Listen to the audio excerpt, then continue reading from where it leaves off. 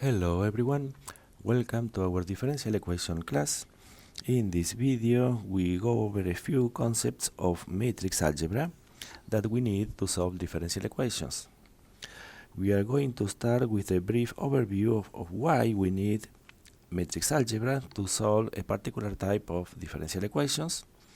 Then we concentrate only on matrix algebra for this video and the next and a few more. And we introduce in this video the concept of a matrix, the concept of a vector, and operations between matrices and vectors and among matrices themselves. Then we introduce the idea of the inverse of a matrix, and in the following video we are going to go over the detailed calculations to find the inverse of a matrix for the case of 2 by 2 matrices. So that's the plan for today. Let's start with a brief discussion about the need for matrix algebra to solve differential equations.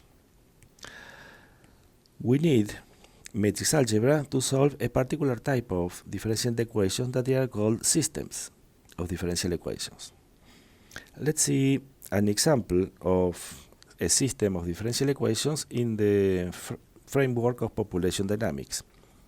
Suppose we have one variable that we call x1, function of time, that describes the population of rabbits in some particular place. And now we have a second variable that we call x2, also function of time, that describes the population of sheep in the same place. First, assume that the population of rabbits don't see the population of sheep. The place is big enough, so they don't see each other. And they have all the food they need, both populations. So then, the equation that describes that situation, one of the simplest equations, is the equation of exponential growth.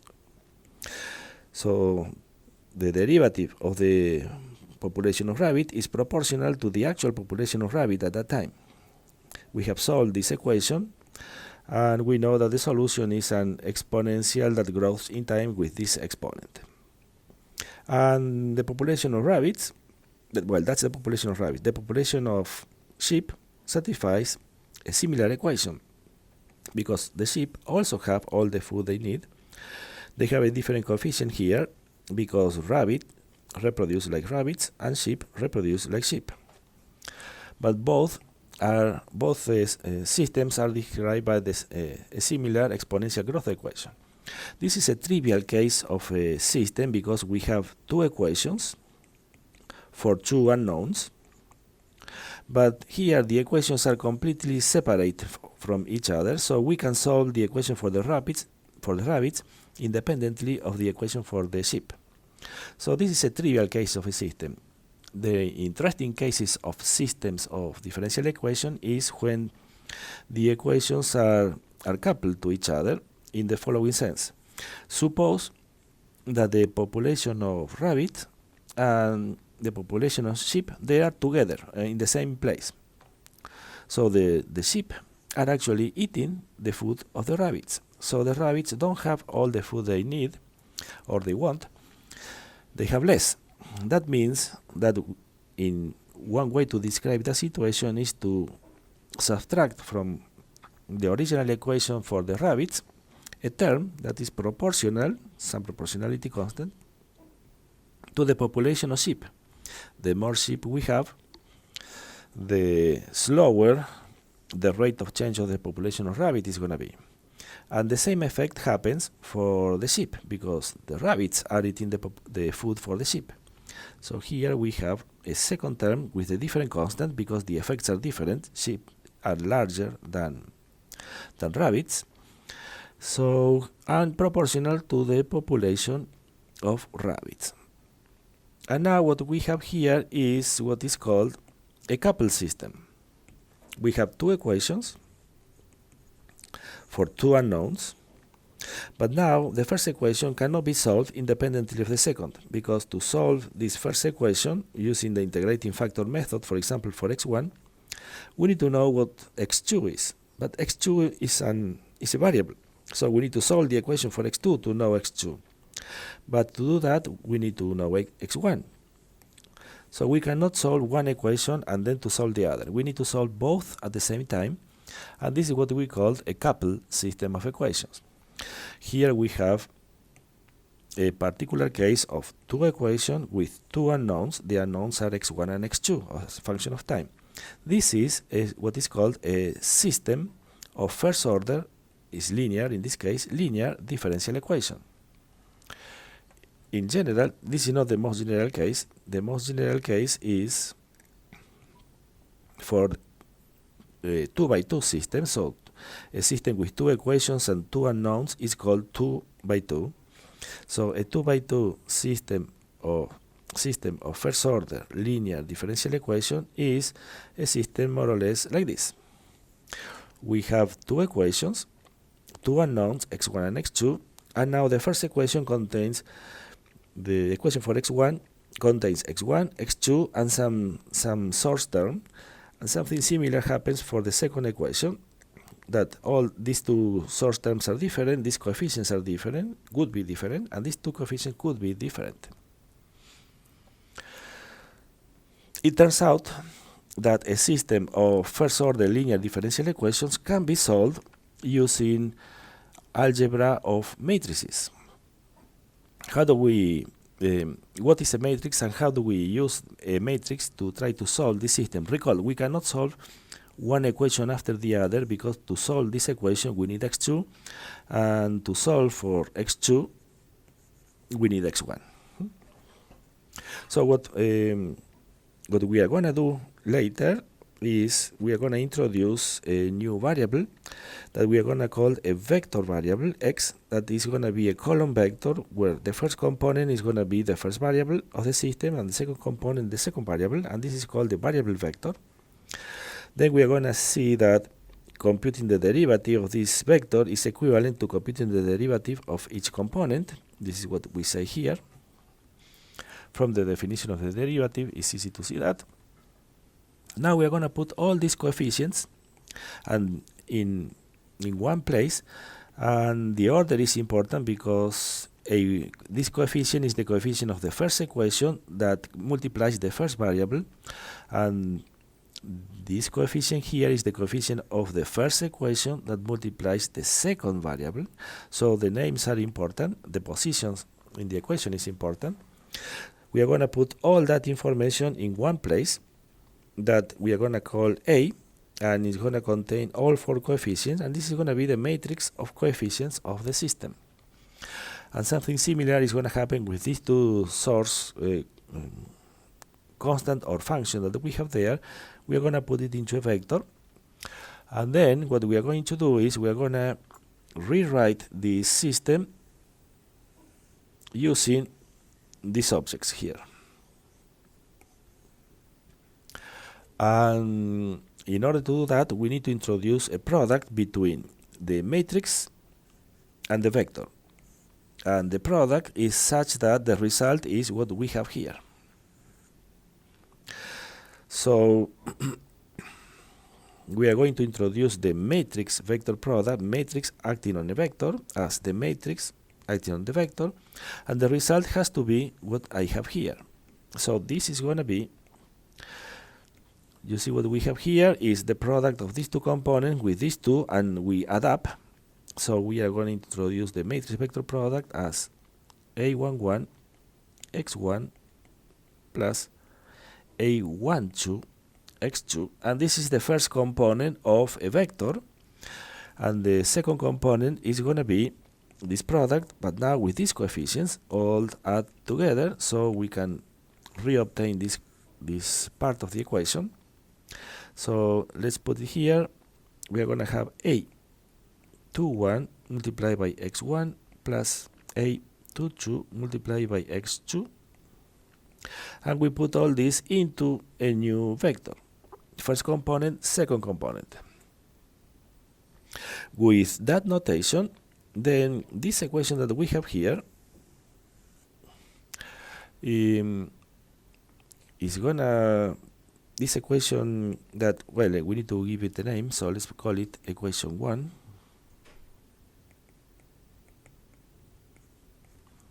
Then this equation 1 is going to be on one side we have x prime, vector derivative. On the other side we have this quantity here that we introduce as the matrix vector product. And then we need to add to that component this vector component by component. We are going to introduce all these operations later, but here we are just adding the two vectors.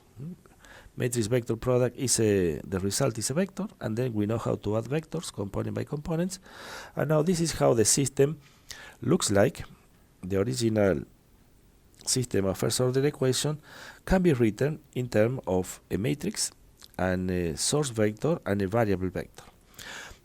And then we are going to see that the solutions of that system, this is a differential equation now, it's a differential equation, the solutions, the functions, the vector value function solution of that differential system depend on the eigenvalues and eigenvectors of the coefficient matrix here A. So what we are going to do in this video and the following videos is to overview as fast as we can all the matrix algebra we need to understand what are eigenvalues and eigenvectors of a matrix. Once we understand that, we are going to use that knowledge to solve systems of first order linear differential equations. So that is why we need matrix algebra to solve systems of differential equations. Let's start introducing the main concepts we are going to use, which are the concept of a matrix and a vector. Let's start with a vector. We are going to say that a vector, an n vector with n component, is a column of numbers like this, n components or n numbers in a column. That is going to represent a vector, a column vector. And the main examples of vectors we already know from R2 and R3. Here we have R2. In R2 we have the plane with two coordinates, x1 and x2, and an arrow represents a vector, and this vector, now how we can relate that vector with a column of numbers? Well, this vector has components that I'm gonna write here. The projection on the x-axis, that is gonna be called, let's say this is 3. Okay, this is gonna be v1. And let's suppose the projection on the vertical axis, let's suppose it's 2. Well, this is going to be v2. And then this vector is going to be the vector with a column vector with components. We are putting first in the first position the horizontal component. So it's going to be 3 and then 2. And let's move this R2 a little bit over here. And this is the column vector in the conventions we are using here. So in R3 you have one more axis, so maybe one more component, and then the vector, for example 1, and then the vector is going to have x, y, and z components. And these vectors, they have operations. We have operations on this vector, which are the operations we already know of linear combination. If we have two vectors, then we can do the addition with the parallelogram law. And given a vector, we can stretch it and compress it by multiplying by a number. But we don't go over this operation because we assume these operations on vectors are already well known. Now let's introduce a matrix now. A matrix is, from this viewpoint on vectors, is just a generalization of vectors to an object with more columns. So an m times n matrix is an object that has n columns and it has m rows, 1, 2, up to m rows. A matrix is called square if it has the same number of columns and rows. So if we do a little picture of the shape of the matrices, when n is equal m, the matrix is going to be a square. When n, the number of columns, is larger than the number of rows, then it's going to be a rectangular matrix with this shape, and in the opposite case, well, this shape. We have this shape. There's another notation for matrices that uses that these actually we can understand them as column vectors, which is the column vector notation. So a matrix A, m times n, can be written also as the first column, which is now a matrix with m components times 1. That is the first vector, and then we go up to the n vector, which is also m times 1. So now these are column vectors. Column vectors. So this vector here, and all up to there.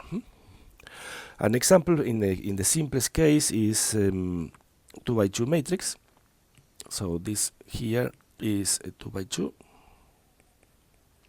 and we can write it as, well, the first column is the vector 1, 3,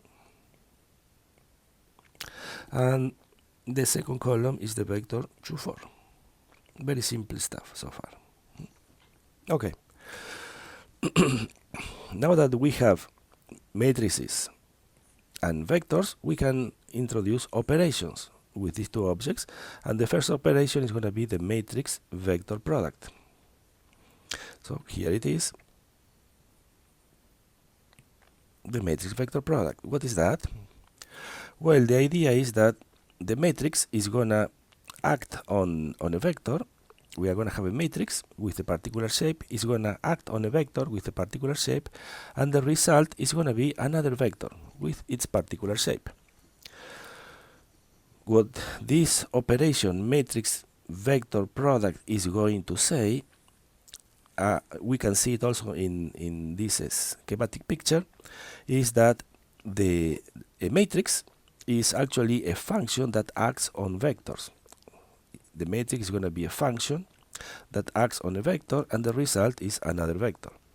And here are the shapes that we need for this to work.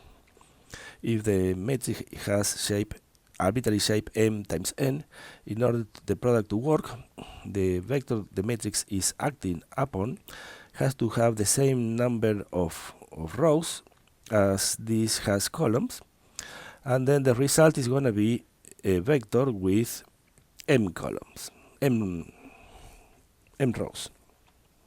And what is the operation? How is it defined? So we have a matrix and a vector, and notice that the number of components in the vector n has to match the number of columns we have in the matrix. This is what we said before. And the operation is defined as follows. We are going to multiply this component with this component, and we are going to add to that the next component with the next component, and all the way up to the last one, this component with that component, and we are going to add up all these results. That is going to give us the first component of the new vector, that is a11, v1. We keep doing that until we reach the last one, which is a1n, vn, and that is one number. This is the first component of this vector w. And then we have n more components. If we keep doing that, we keep doing this here, this there, all the way until the last column, the last row, sorry. And then we are going to end up with a m1 v1 plus a m n vn. And this is a column vector with m components. So let's see examples, so we understand a little bit what all this notation means. Suppose we have a matrix that is 2 times 3, so we have 3 columns. Then the vector needs to have 3 components, so this number of components matches this number. And then we do the calculation we mentioned before. The result is going to be a vector with two components. And let's see what vector is that. Well, this is going to be the vector that the 3 is multiplied by 1, the 2 is multiplied by 2, the 1 is multiplied by 3, and then we need to add up all these results. So 3 plus 4 plus 3 again. This is the first component, and here we have only two components. The second component is all these components with this, and we are going to have 12. Oh, ground color 12. Let's make a space here so it's clear it's a column. So 12, the 3 with the 4, then plus 10, plus 6. And here are our two components written all with all the linear combinations as here, but actually with actual numbers we can go one step forward and we can actually add up, and then we have 10 in the first component, and here we have 16, 18, 28, and you see it's a vector with two components. This is the vector W we were talking about here with two components. This vector is 2 times 1. Okay, another example, we do a couple more, and I think the idea is clear. Now we have a different shape here. This is a square matrix. So the result is going to be again 2 times 1. And what is that? This is going to be 2 plus 2. And down here we are going to have 6 plus 4. See what I did? And then this is 4, 10. And this is a vector now 2 times 1. So this matrix takes a vector 2 times 1, and the result is again a vector 2 times 1.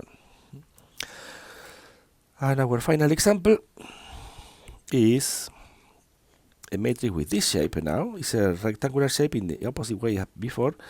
And again, these numbers, this number of components has to match this number of components, and then we are going to have 3 columns. And we are going to end up with 1 plus 2, and then 3 plus 4, and then 5 plus 6. So here it is, the matrix vector product. In this case, it's going to be 3, 7, 11, which is a vector 3 times 1. So that's a matrix vector product, which allows us to think a matrix as a function on the space of vectors, and the result is a new vector.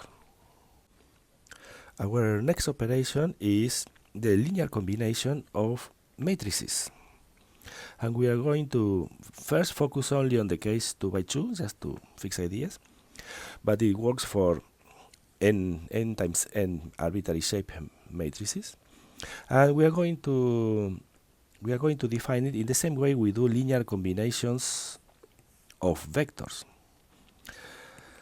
So we are going to start. Linear combination contains two operations: addition and multiplication by a scalar, by a number. These are two particular cases of what we call a linear combination. For addition, what we need is two matrices with the same shape. So here are arbitrary matrices. So when we say 2 by 2 here, we mean we are going to do all the examples are going to be essentially on 2 by 2 matrices, but we define it for arbitrary n times n matrices. The two matrices have to have the same shape, and the result is a matrix that has the same shape, and we define the operation addition component-wise, just like we do with vectors. Component-wise, what that means. Well, let's grab an example. Suppose we have two matrices with the same shape, and now we do the addition. This is going to be, well, in the first component we are going to have 1 plus 5. You see, this is going to be the first component of the matrix addition, because we have this component. Oops, that is too big. We have this component plus this component and give us this component. Components on the same place are operated to each other, so that's why what we mean component-wise. Alright, so we do the same for the other components. 6 plus 2 is going to be the component here. The component here is going to be 3 plus 7, and the component over here is going to be 4 plus 8, and that's it. Just like vectors, but with one more column than vectors in this case, because it's 2 by 2. So we end up with a matrix 6, 8, 10, 12, which is again 2 by 2. Alright, we started with 2 by 2 plus 2 by 2, and we end up with the same matrix. Now, what is multiplication by a scalar? Well, it's the same as vector. In vectors, it has the notion of stretching and compressing the vector.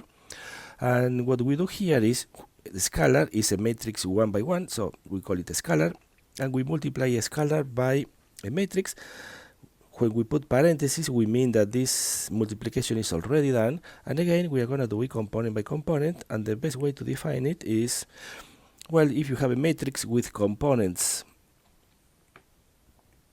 arbitrary components A11, A1n, all the way here, then this is the same as you multiply each component of the matrix by the constant A, so you're going to get A times A11, and then A1n, and then all the way up to AM1, all the way up to AMN. And when we write, if we call this matrix to be A, this is what we mean when we write with parentheses, the product. We mean the A is already inside the matrix. And when it's not, we write it without the parentheses. Here we mean A is outside, and here we mean A is inside. And this operation goes both ways, so we can use it to pull common factor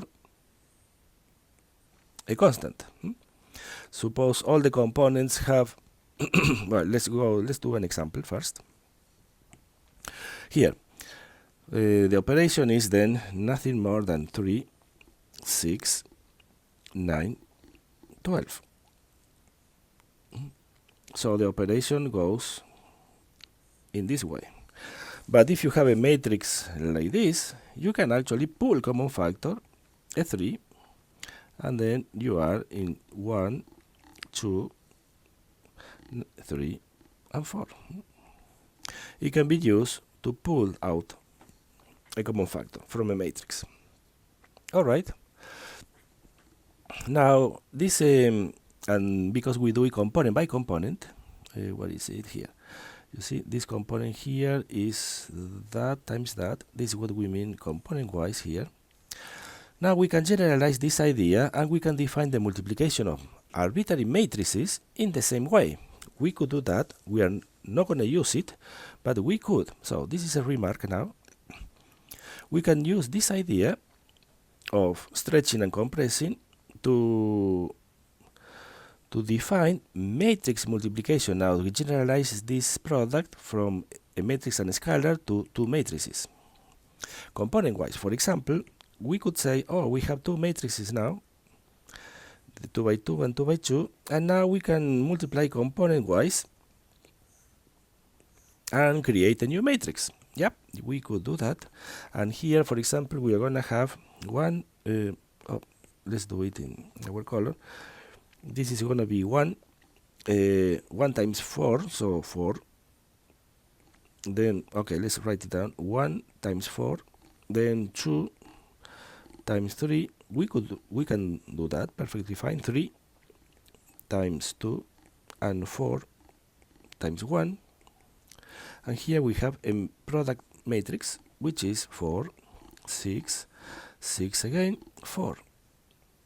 Yep, and it's 2 times 2.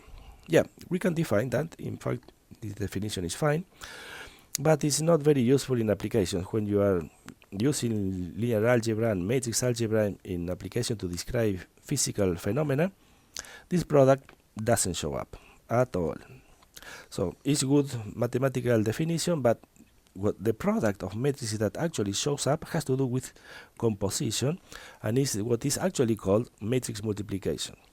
So this is what we are going to talk about now. What is the matrix multiplication? Well, suppose we have a matrix acting on a vector. Let's say we have a vector u. Let's go back to the origins of matrix vector multiplication. We have a vector u. We can act with on that vector with a matrix. Let's call that matrix B. And we know the result is going to be a new vector V. They are going to have their particular shapes. This is the matrix vector product.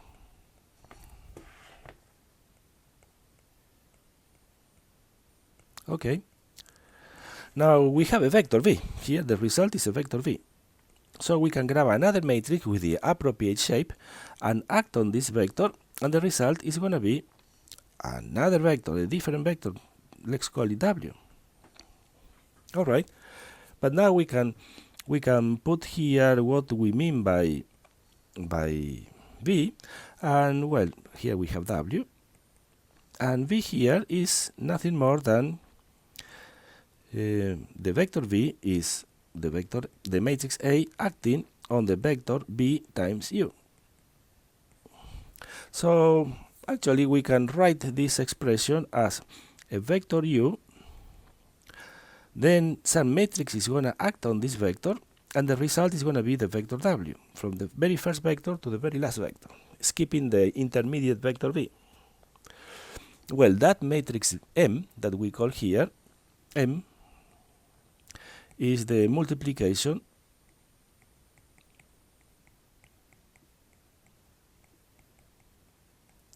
of matrices A and B. And we use the notation M to be AB. And this operation that we did here, if you do it in detail, gives you the following definition. First, the shapes of the matrices cannot be arbitrary because matrix A has to act on the result of matrix B. That means that matrix A, the number of columns have to match the number of rows in the other matrix in order for this to work when B gives you the other vector B, and the result is going to be a matrix M times L. And the way this calculation works is, and an easy way to write it down is that this matrix product is going to be the matrix A acting on each column of matrix B. So the matrix vector product of the matrix A with each column of the matrix B is going to be the multiplication of matrices A and B. Let's see an example.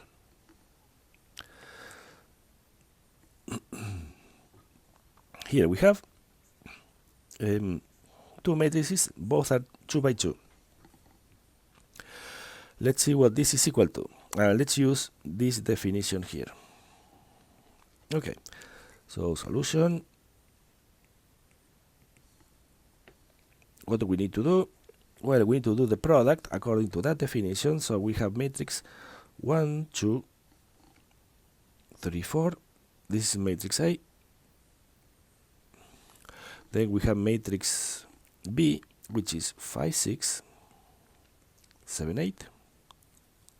And what do we need to do? We need to act with the matrix on each column of the matrix B. So let's put matrix, recall this is matrix A. This is matrix B. Let's write matrix B in terms of column vectors. And let's put matrix A on the first column and matrix A on the second column. So this is going to be a big matrix here that is going to contain matrix A, 1, 2, 3, 4, acting on the first column, 5, 7, and the second column of the product is going to be again the matrix 1, 2, 3, 4, acting on the second column of matrix B, which is 6, 8.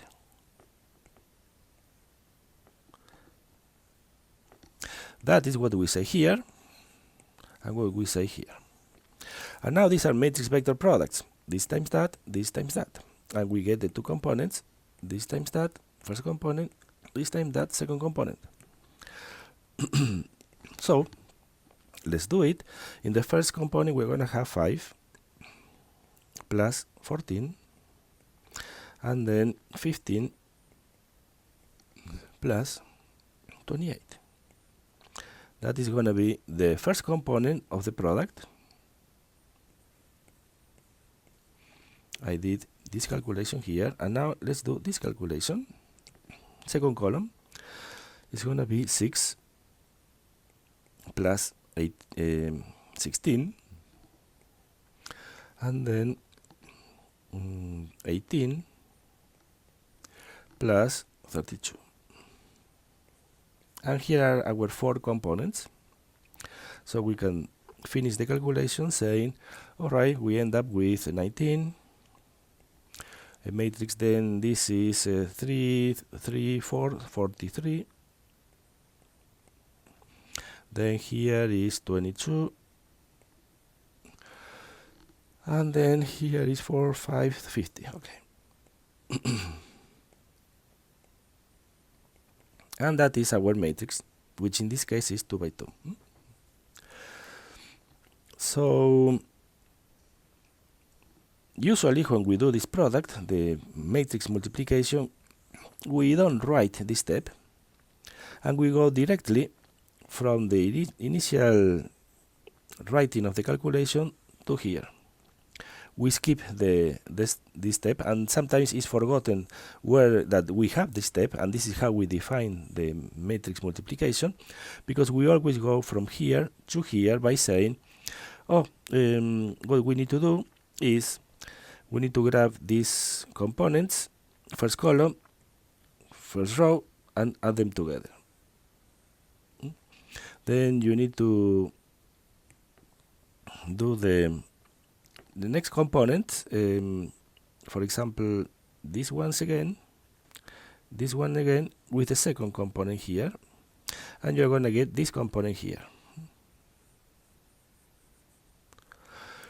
Then you go this component with the first 2 here, and you're going to get that component here. And finally, I'm running out of colors.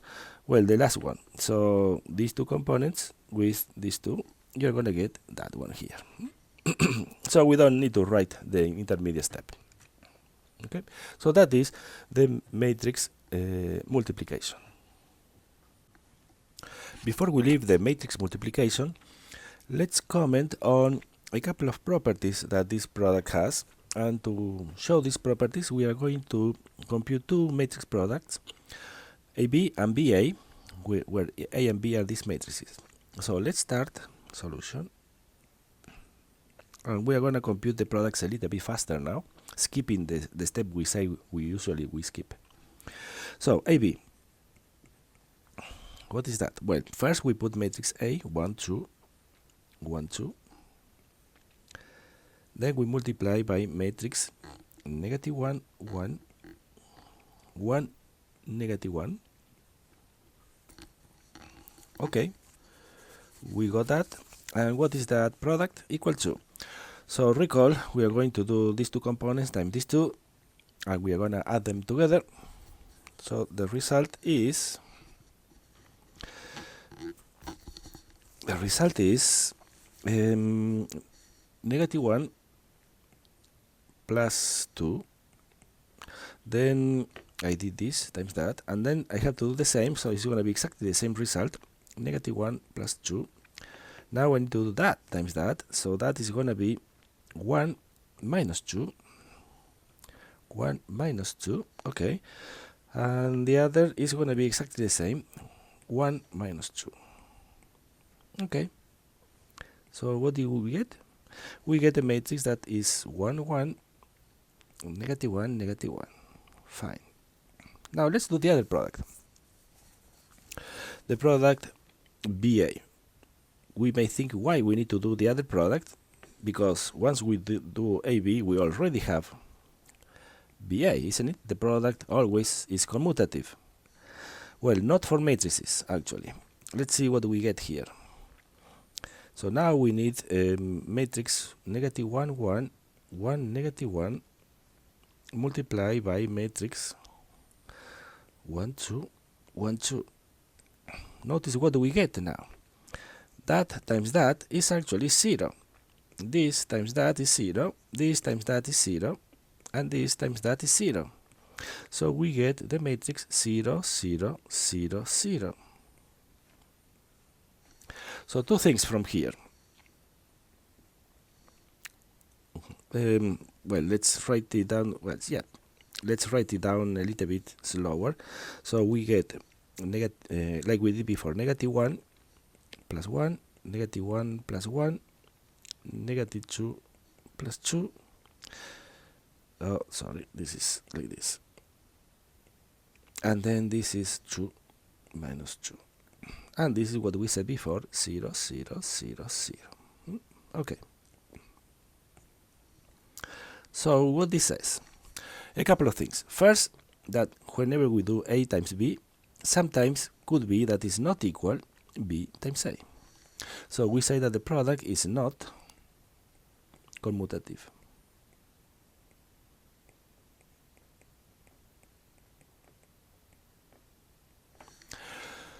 Recall that for scalars it always is. For scalars, for real numbers, AB is always equal BA. The order of the factors doesn't change the product. We have a little mantra there. Well, it does for matrices. First thing, for scalars also we have another property that if we have a product of two numbers and the product is 0, either one is 0 or the other is 0. Well, for matrices is not the case. Here we have two matrices. Both are different from 0, and yet the product is 0. So for matrices, we just saw an example that says we can have a product of two matrices equal 0, and that is not going to imply that A is 0 or B is 0. So two properties to have in mind about the matrix multiplication. In the last part of our video, we are going to introduce the notion of the inverse of a matrix. And in the next video, we are going to do actual calculations finding the inverse. Today, we are going to only introduce the definition of the inverse of a matrix, but to introduce that definition, we need another matrix that is called the identity matrix. What is the identity matrix? The identity matrix is a matrix that has ones on what we call it. First of all, is a matrix that is square. We have, this is actually a matrix, let's put it here, n by n, a square matrix, and has 0 everywhere except in what we call the diagonal of the matrix, where it has all ones. That's the identity matrix. For example, this is the identity matrix for 2 by 2 matrices. This is the identity matrix for 3 by 3 matrices. This matrix is called the identity because it has the properties of the identity function.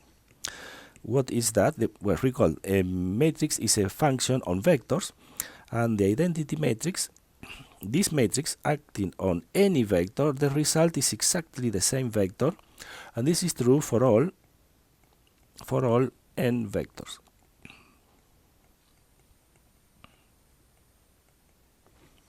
So is the identity function on vectors, but also the identity matrix is the number identity for matrix multiplication. It's not the number, it's the matrix identity with respect to matrix multiplication, in the sense that if you have a matrix, identity matrix times any other matrix square, the result is going to be the same matrix, and it doesn't matter in which order you do the multiplication. In is also equal A. And again, this is This here is for all matrices, n times n matrices.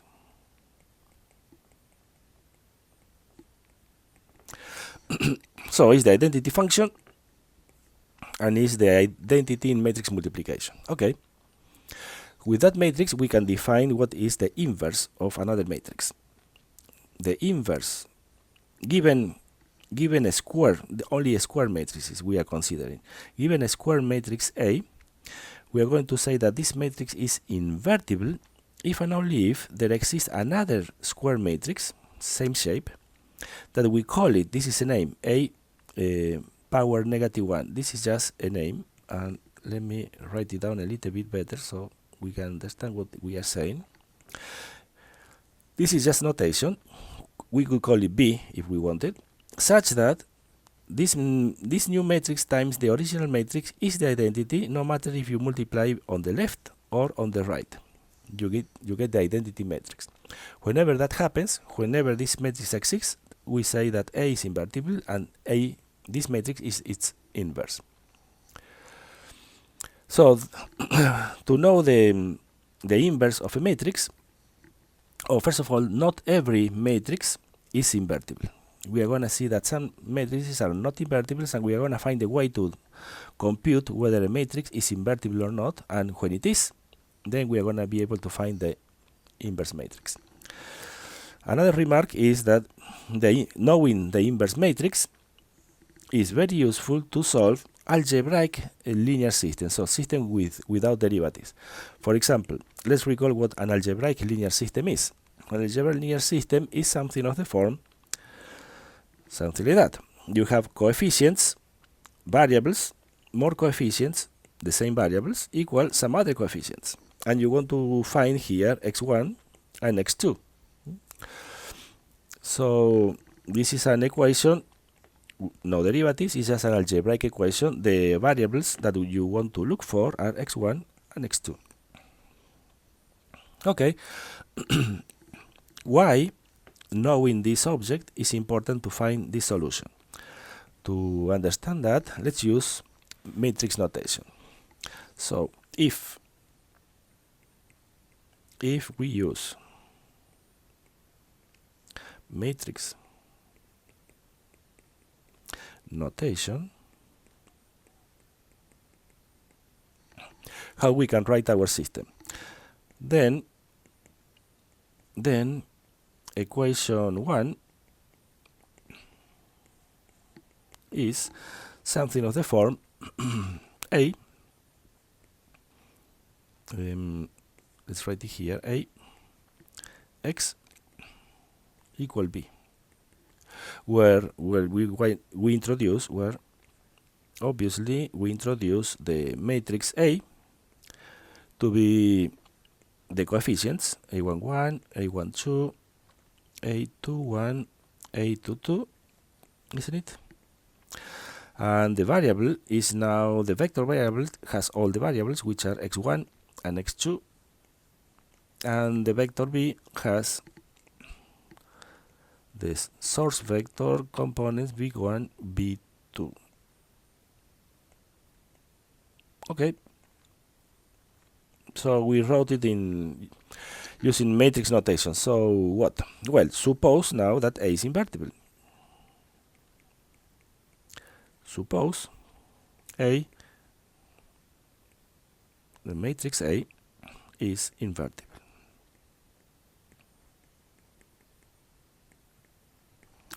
And suppose it has inverse, so with inverse,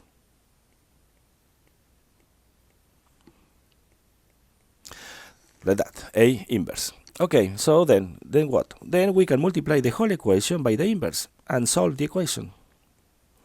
So then we multiply the whole equation by the inverse, which means we multiply the left side and we multiply the right side, and from the left, the only thing we can do. And now what we have on the left side is A inverse times A. This is a matrix acting on the vector B. On the other side, we have the same thing as before. But recall, this is the identity matrix because A is the inverse. So we are going to have identity matrix acting on the vector x. And here we have A inverse B. But the identity matrix leaves the vector as it is. So here is an expression for the solution. The solution is the inverse matrix acting on the vector B. Let's the source vector B. So knowing the inverse of a matrix is very useful to solve algebraic linear system because you are one matrix vector multiplication away from finding the solution. In the next video, we are going to see, given a particular matrix A, first we are going to figure out whether the matrix inverse exists or not, is invertible or not, and how to compute that inverse matrix when it exists. So that's all for today. See you guys in the next video.